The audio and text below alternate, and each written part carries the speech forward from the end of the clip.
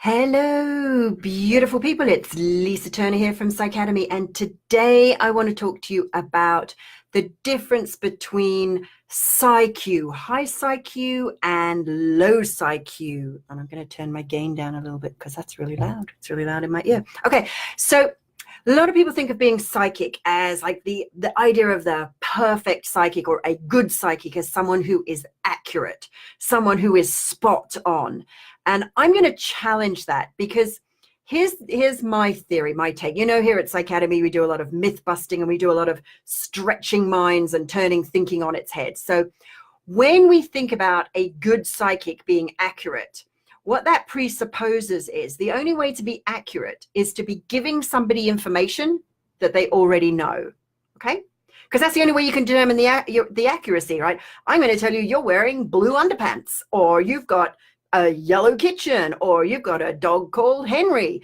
And, you know, I'm sure someone listening to us got, any one of those or all of them. And they're going, oh my God, she's talking to me. Well, maybe I am. So, oh, hey, Vipula. Hi, welcome. So here's the thing though, like none of that information, and notice the word information, it might be accurate, but is it useful? Is it useful to have a psychic tell you something you already know? And the idea is like, yeah, that's great. It gives you proof of something, and maybe you need proof that psychic abilities exist. And then we have the whole idea of, talking to, your loved ones who've passed over. And, they might be able to get information from or about your loved one that is accurate. And that might seem really empowering. It might seem really useful. It might be, and it might be very comforting. But here's the thing.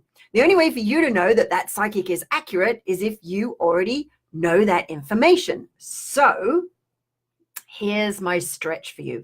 Let's think about this in a different way. So I'm going to talk about the concept of Psy Q, which is what you might think of that as your psychic intelligence quotient. So Psy Q it really is about two things. It's about where the information comes from and how useful it is.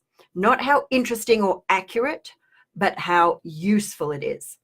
So let's look at, first of all, where the information comes from. So high Psy Q comes from, as the name might suggest, the higher self. So it comes from beyond what is known by the mind. It comes from beyond the collective unconscious, even beyond the collective unconscious, and it's certainly beyond the individual unconscious.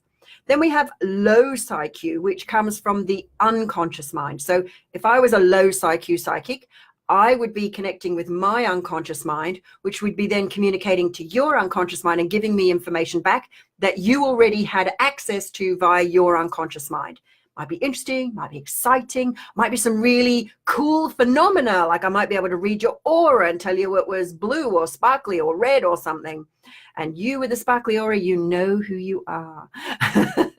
So it's my little sign that there's somebody special. But that's another aside. That's for another whole Facebook Live.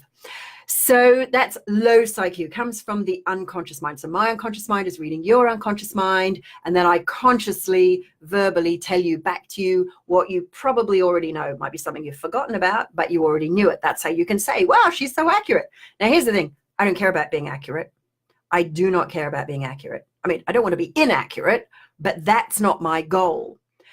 So the way I work and the way I teach our spiritual practitioners to work is to work at the level of the higher self. So that's information that is not accessible and not currently within either your unconscious mind or my unconscious mind.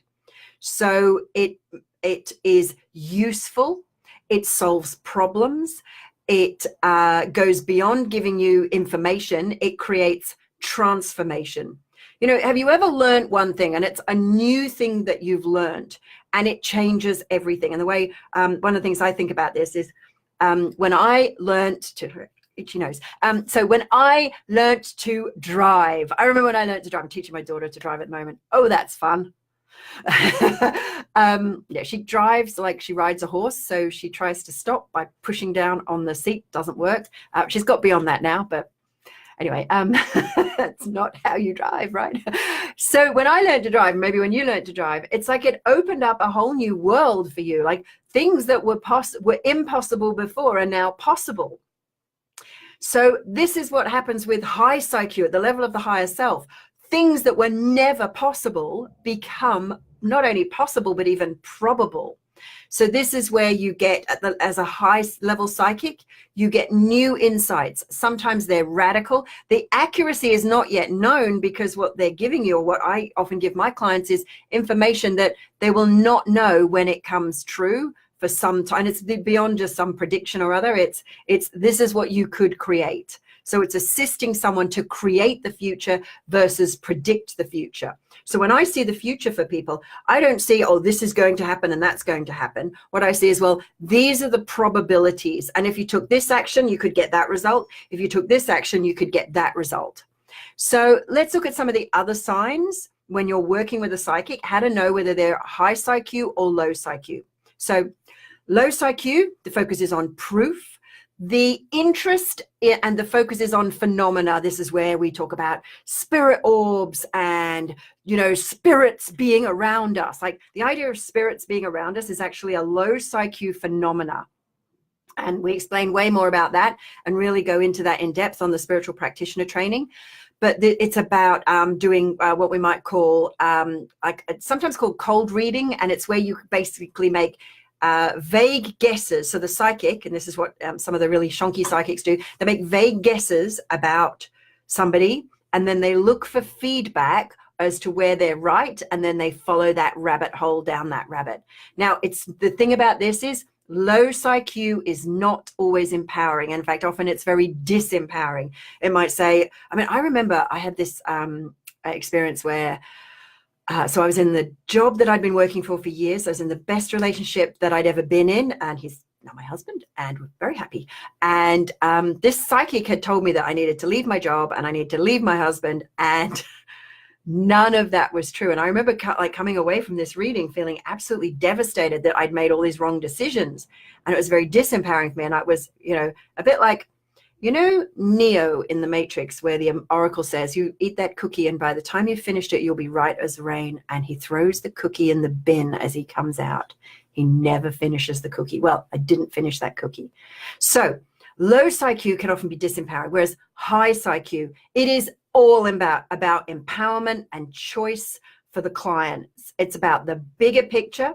It's about spiritual truths versus accuracy. It's about accuracy. It's about awakening and evolution, and even solving individual problems, societal problems, even planetary problems. Whoa.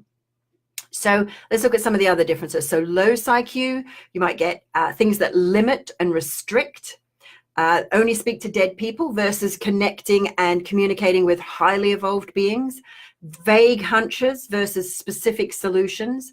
You get information that's already known as a low Psy Q. High Psy Q, you get insights and ideas that have never been thought of before. Low Psy Q, you need protection. See, high Psy Q, you know that at the level of the higher self, we're all one. So why would you need to be protected from an aspect of yourself? Because that just wouldn't make any sense. Versus high Psy Q, you can resonate with all energy, and you can choose, well, I can use that energy or not use that energy, but I don't need to be protected from anything. Low Psy Q, here are some of the clues to low Psy Q. So spirits or entities kind of show up at any time, versus you communicate with your guide only when you want and whenever you want, at choice. Anytime, anywhere, at choice. Low Psy Q, guide contact hit and miss. Sometimes it works, sometimes it doesn't. High Psy Q, anytime, anywhere. Low Psy Q, you experience negative emotions, fear, a lot of kind of bad feelings about something, versus high Psy Q, non-judgment. And I use the word forgiveness, but it's almost like there's no need for forgiveness, because there is never any damage done. There's nothing to forgive. Low Psy Q, guides tell you what to do, like that psychic who said, quit your job, leave your partner, versus high Psy Q can, and a high level psychic cannot answer a should question. So when somebody asks me, should I, marry a dentist or whatever, that's always my favorite one. Like somebody else says, should I marry the dentist? Should I marry this person? Will I sell my house? Or should I sell my house? Should I take this job or that job or this partner or that partner? What should I do? What should I do? And my guides often say, this is a jelly bean question. Like, which color jelly bean should I eat? So low Psy Q guides predict the future, or the low level psychic will predict the future. And high Psy Q, they'll support you to create the future that you choose. And the way I think about it is like this. So a low level psychic predicts the future because what they're seeing is the future you're creating based on your past and current choices, versus high Psy Q creating the future based on you can make a new choice at any time. So, oh, hi, Jody. Welcome. Anytime you have any questions, even if you're listening to the replay, always pop them in. I'll always drop in and answer them. I'll either answer them there or in another Facebook Live. So, we got lots of people here. Hello. Okay, low Psy Q. People will feel a lot of confusion and uncertainty, whereas high Psy Q, you often feel a sense of safety and security and trust, even when things don't, it's like things might seem challenging, or you could judge them as challenging or problems. There's this level of, okay, I just don't yet know what the bigger picture is. And I'll ask my guides, what's the bigger picture here? And you'll get that answer. That happened to us really, really recently. We had something that looked like, oh my God, everything's going wrong. And it's like, oh, whoa, it's perfect. And it is. Low Psy Q, this is the person who, the low level psychic, can answer trivia questions like, what color your undies are, what your dog's name is. My dog's name is Alfie, by the way, and he was barking earlier. I don't know what he was shouting about. I'll go find out. Whereas high Psy Q, it's always about being guided for your highest good. It's not about the trivia. And my guides, they just get puzzled by this. It's like, they don't really understand the question. Low Psy Q, the information can be intriguing, but it often has very little practical use. High Psy Q, it solves problems, helps people achieve their desires and goals. Low Psy Q, you get the answer to why things happen. Whereas high Psy Q, you get healing, growth, and the power to change. So sometimes people go, well, I've got this problem. Why have I got the problem? And my guys will go, well, does it matter why you've got the problem? Wouldn't it be better to just ask and work towards solving the problem? Because knowing why you have the problem doesn't necessarily solve it. It might, and knowing some of the why might, but actually what you really need is the solution, right? Oh, Jody's posted. Since coming to the event in Windsor, I've moved up for sure. I feel I was activated by your energy. Whoa, well, I will let you on into a little secret. We did set that up so that those who were ready, and we did ask, we're going to be working with your energy. Is that okay? So good job, Jody. Well done. I'm proud of you. Okay, so low Psy Q, fearful of learning more because they might learn something that contradicts what they believe is a truth, versus high Psy Q, you're always yearning to learn more. Low Psy Q, create familiarity and safety. High Psy Q, always wanting to try new things, want to experiment, want to grow. Low Psy Q, very fixed in their belief systems. I have a lot of people who come from certain kind of spiritual schools, and they'll say, this is the truth, you need to protect yourself, and a red aura is always bad, or whatever it is. I mean, I'm just making, the red aura bit, I think I just made up. I don't know, maybe I heard it at some point. And they're very fixed. They're not willing to even just kind of experiment and say, well, is that always true? What if something else was true? What if there was more? So high Psy Q, they're more fluid in their thinking, and they use ideas that are useful rather than what they say is a fact.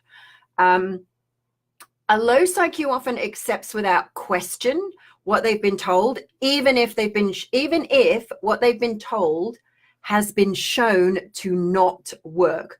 Whereas high Psy Q, they can question and they're willing to experiment.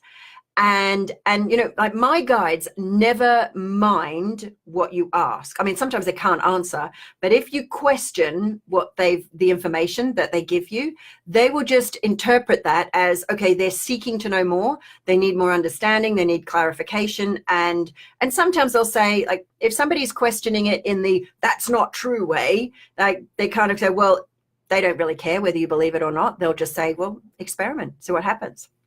Because a low Psy Q will reject a new idea, because it's often low Psy Q tends to be more susceptible to egoic type of thinking, and the ego wants to be right.